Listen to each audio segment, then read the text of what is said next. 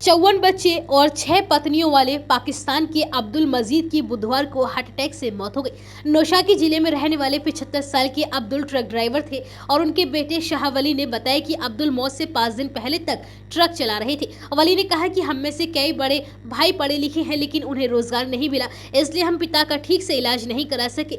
बाढ़ में उनका घर भी तबाह हो गया था। जिंदगी भर ट्रक चलाने वाले अब्दुल हर महीने 15,000 से 25,000 पाकिस्तानी रुपए ही कमा पाते थे। उनके सबसे बड़े बेटे अब्दुल वली 37 साल के हैं और पिता की तरह वह भी ट्रक चलाते हैं। आपको बता दें कि अब्दुल 2017 में हुई जनगणना के दौरान चर्चा में आए थे।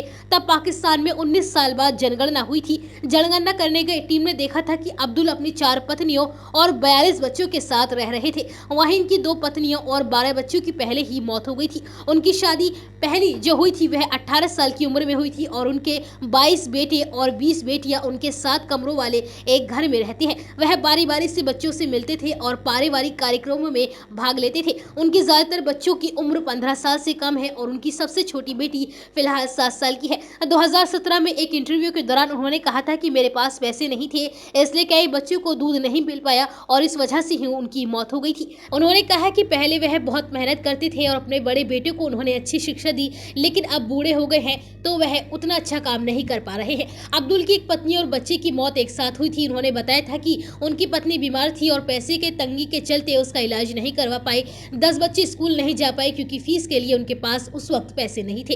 अब्दुल के बारे में पता चलने से पहले क्वेटा के जन मोहम्मद खिलजी को सबसे ज्यादा बच्चों का पिता माना जाता था और उनके 36 बच्चे थे। फिलहाल अब अब्दुल की मौत से उनके परिवार में कोहराम मचा हुआ है।